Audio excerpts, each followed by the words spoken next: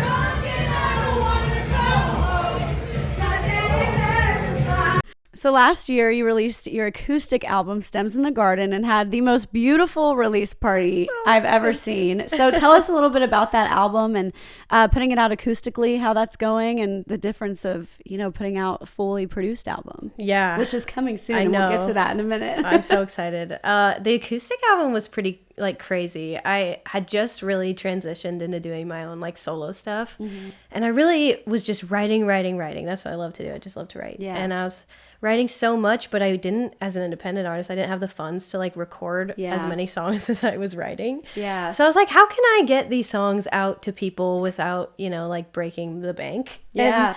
And so what I decided to do was just start posting videos on YouTube. Every Wednesday I'd post a new acoustic song. Yeah. And it was kind of fun because I would see what songs people were resonating with. And so I turned it into almost like a challenge where I was like, okay, let's have the audience pick their favorite song out of the month. So they had 4, sometimes 5 songs to choose from. And then at the end of the year, I had 12 songs that were fan chosen. So I put it all together, and that's what's going to be on the record to come in October. Wait. But before that, I obviously had, being in the studio, takes time. I've been working on this record since June of last year. Yeah. And that's the fan chosen album. But in the meantime, I wanted to release songs that I loved that weren't necessarily making the fan chosen album. Yeah. So that's kind of where the idea of putting together an acoustic album came from. And I worked with my friend Alex. You know Alex. Yeah. Alex love Keel. Alex. Yeah, he did off the record, and people heard on my album. He's amazing. Yeah, he's the best. So I worked with Alex, and he just helped me bring 12 songs acoustically together. Yeah. And it was really Stems from the Garden came out of just sitting with the songs and being where did I get these 52 songs? Where did I get these 12 songs out of the 52? Yeah. And so I thought to myself, well, it's kind of like my garden of songs and the stems that I've plucked from there. That is the coolest title ever, honestly. Thanks. The reason why my album's just off the record, because I'm I cannot think of a creative title, and that is such a creative title. Off the record's sick. What do you mean? But it's the name of a song. I didn't really want it to be the name of one of the songs, but it's hard to come up with a title that just really encapsulates it all. Yeah. And so I just love that title for the acoustic album. Yeah. Thanks. It was also kind of a tribute to my first ever job when I moved here to Nashville. Mm-hmm. I had a job at a flower shop. Aww. So it was it felt like my first ever project that I was putting out, and then also kind of to be like, hey, like this was my first job and it got me here. That's so sweet. I love that. And you had the release party in a flower shop, right? And we went, me and Kendall went, and it was so beautiful and so cool. Thank you. So how did that come about doing it there? Well, like I said, I wanted it to be kind of like paying tribute to my first ever job. So I thought to myself, like, maybe there's a flower shop that I can do the show at and just kind of like celebrate this season of my life. And the Nashville Flower Market is right down the street from my house. So I just like went to check it out, see what was going on. And they literally had everything already set up. Like they had so many cute displays and they had a little stage. That's amazing. Yeah. And I was like, this couldn't be more perfect. Yeah. It looked beautiful in there. I mean, and you can make your own bouquet and like, it just was gorgeous and the vibes were amazing. So we had so much fun. Thanks. I'm so glad you guys came. Oh, me too. Me too. So tell me more about your new album coming in October, the fan chosen album. So were there any songs that were close that you couldn't decide on, or were there like obvious fan chosen songs leading up into that? So there was 1 month that was like neck and neck, and there was 2 songs. I can't remember which 2 they were, but I remember I had to be the deciding vote for them. Yeah. But honestly, the rest of the songs on the album were like strictly fan chosen. Like That's awesome. I didn't like mess it up or anything. I literally, you know what? I should post like the actual like tallying of it, like I was taking the polling, because I swear I didn't lie on it. Yeah, no, that is so cool. I just love that whole idea of doing. Also, that takes like a lot of time and energy to be able to actually post once a week, because I can hardly keep up with my posting like once a week of random things. So being able to do that and that consistency is amazing. So I commend you for all of that. Thanks. It's awesome. I'll tell you, like by like the middle of the year, I was like, what did I sign up for? Yeah, you're like, what am I doing? Yeah. It's a lot of work. Well, yeah, because not only are you like filming, like, you have to like get yourself ready and like look presentable for the video, but also like sometimes in the room, like you write the song, but you don't necessarily learn how to like perform it. So I had to like go back and like remember how to play my songs and learn how to play, like learn how to perform them, For sure. And when you're doing that many songs too, like you got to really just focus on what you're doing. It's tough, but you did such a great job with that. Thanks. Okay, so the first single off the album, Cheap Seats, just came out May 23rd. So tell me all about this song, the title, and everything about it. Yeah, I'm super excited that it's finally out. I feel like I've been working on this album since June. So for like the title track to be like finally out, be like, hey guys, it's here. So exciting. But Cheap Seats, it was actually one of like the last songs I wrote when I was doing my 52 weeks of original songs. Okay. And it was just, I had like really seen people just like jump on board and be like super supportive of what I was working on and the acoustic stuff, and also getting excited for the fan album. Yeah. And so I wrote a song for them to be like, hey, thanks so much for like being a part of this journey. Yeah. But also it was kind of a funny story. The title Cheap Seats was kind of to pay tribute to the people that had been on board. But also when me and my husband first bought our house, we were house broke, like had no money left after we had put our down payment on this home. And we didn't even have like a kitchen table, but me and my husband were like, we need rocking chairs. Oh, that's awesome. So, because we have this cute little front porch. So we went out and we like splurged on rocking chairs. And just to like really enjoy each other's company and like watch the sunset. And so although we didn't have like a ton of money to decorate our house, we still were, like enjoying each other's time on the cheap seats. That. So that was like a little bit about like writing the song. And then obviously like it's a fan chosen album. So I just felt like it made sense to title it Cheap Seats, because like everybody's on board while the seats are still cheap. Yes, that's a great title. Thanks. I'm just like so stoked that people even care about like little old me and my first ever album that's coming out. So I'm like, I need to give this album to them because they're like the reason I'm doing it. So. Yeah, I love that. And I love how it can have that double meaning. Thanks. Like going back to them. Yeah, I'm really excited for the album to come out in October, and I'll have like 4 songs leading up to it. So everybody gets a little taste of what's to come before the whole record comes out in October. Yay, so that's so exciting. Okay, so you had a song on Yellowstone, placed on Yellowstone. So tell us about that experience and what that was like, hearing your song on a show so big like Yellowstone. Yeah, it was so crazy. It was felt like, I don't know, when you just chase something for so long and then you get a little win and you're like, oh my gosh, this is just something that like you need to celebrate. I will say that the song, it was super cool and I'm like so grateful for it. It was kind of like in the background of this like really iconic scene. Oh, that's so awesome. Like as much as it was cool to like hear my song in it, it was also like everybody should just focus on what the scene is saying right now. Yeah. But no, it was super cool. And to have like my song be matched with Kevin Costner, like so cool. What? He's the coolest. That is so cool. Yeah. I love that. Yeah. Getting a song placed on sync is like such a different world, first of all, than like what we're used to. So it's just so cool to hear stuff. I mean, mine was in the background too, Neon Moon, like in the background of The Resident, but like just cool knowing like, hey, that's me. Like, that's my voice back there. So that's really cool. Yeah. So random question. So what is a song that you wish people paid more attention to? Like you could have one that is already out. Like you wish that more people heard this one, or if there's one on your album that you really want to stand out that you hope they pay attention to. Oh my gosh, that's so hard. I didn't expect this one. I know. There's a song that I'm super excited about on the record that's coming out. It's called Day Ones. Okay. And I just really like the way it turned out. I just like the song. But I also like the meaning behind it is really special to me. And I feel like everybody has their like day ones, like their ride or dies. For sure. And that's kind of the reason I wrote that song. And so kind of similar to go with the like title of the record and just everybody that's on board while I'm getting started in my career. Like, I'm just so grateful that people are like cheering me on. And so I don't know, I hope that one gets a lot of attention. I hope people rally around it because it's like everybody has their day ones. Yes, for sure. And that'd be a good one for people to use on videos and stuff, like on TikTok. I would love y'all that. Go do that for her.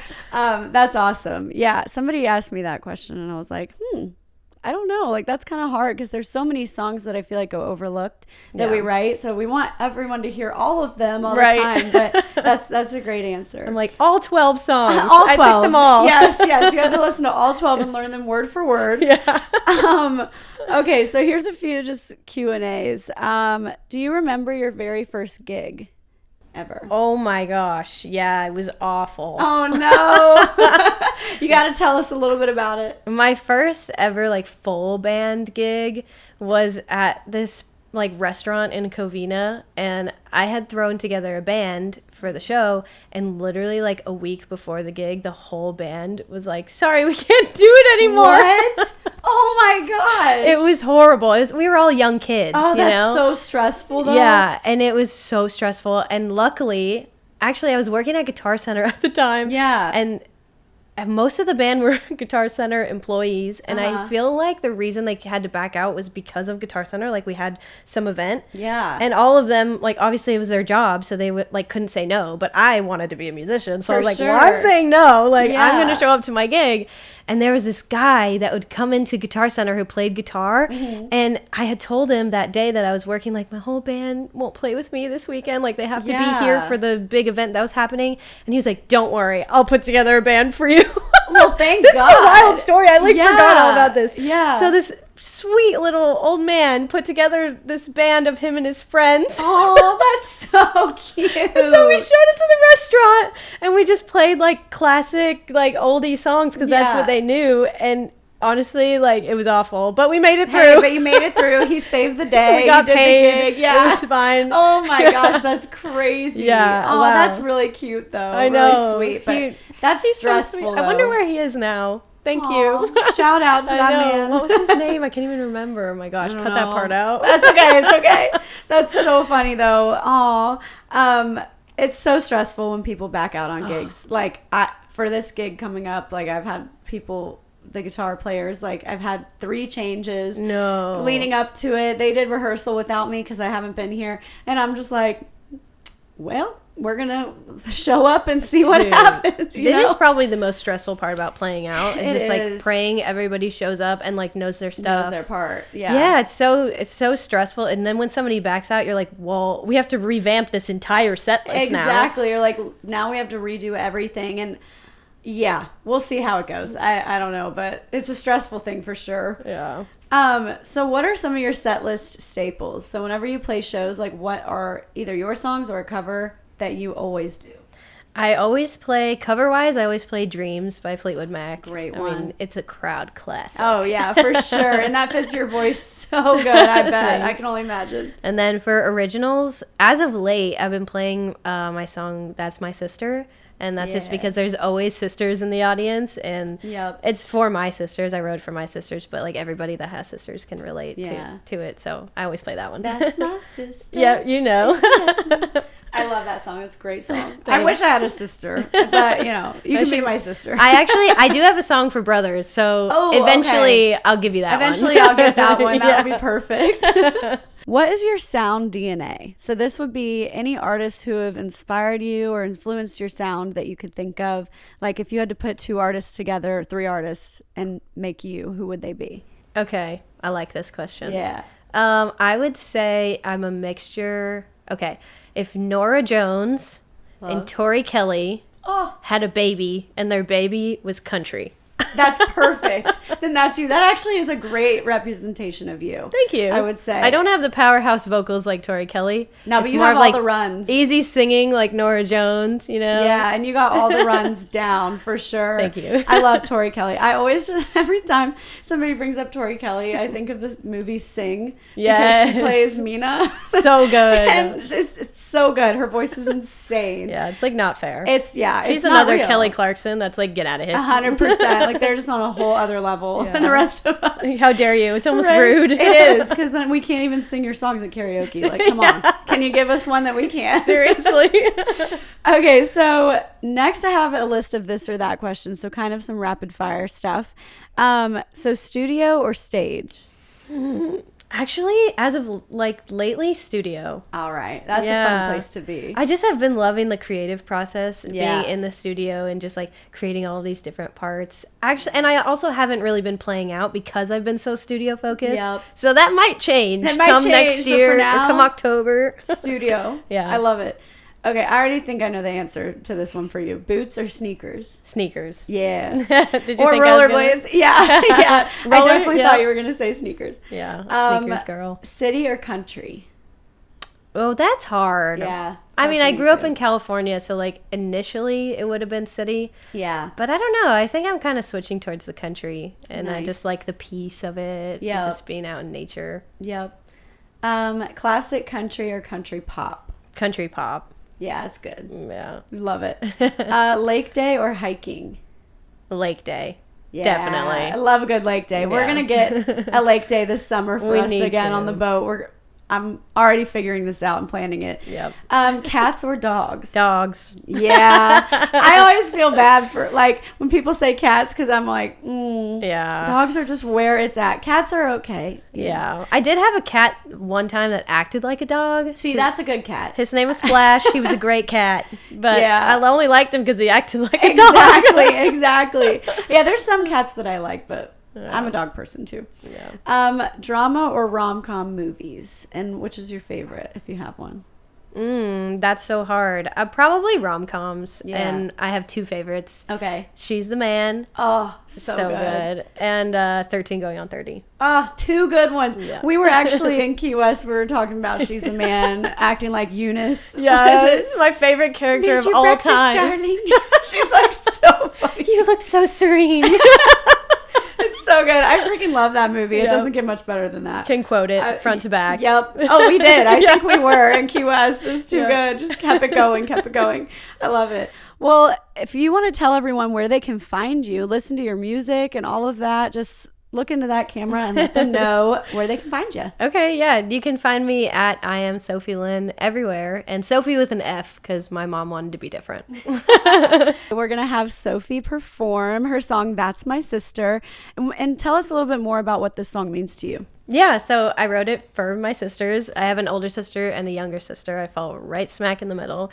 And they're just my best friends. I miss them a lot. They're both in California still. And so I just wanted to write them a song just to tell them I love them and also to like bring all the sisters together. I love that. Awesome. Well, here we go.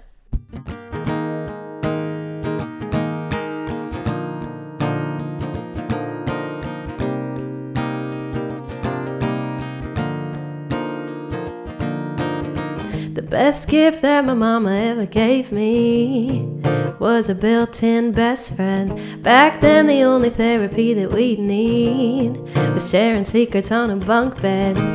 Dance routines in the living room, always stealing each other's shoes. So different, but at the same time nobody could tell who's who. That's my sister. If you mess with me, you're messing with her. And I always got her back, and I know she's always got mine. Even when she's wrong, I'm on her side. There's no one better. Sometimes I love her, sometimes I hate her. No matter what, we're stuck like glue. She's crazy, but I love her through and through. That's my sister. That's my sister.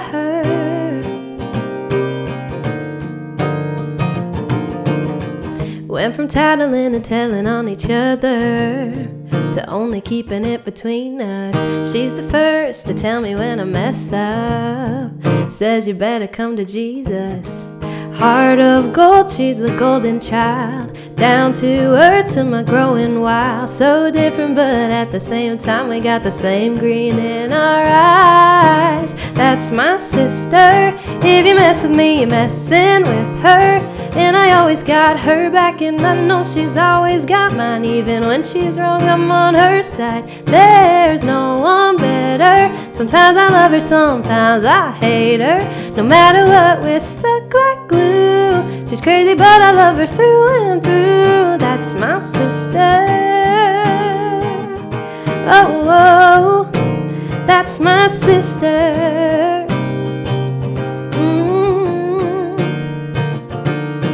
Who gets all my drunk calls? My sister. Who's in for the long haul? My sister. Who's been there from the cradle to the grave?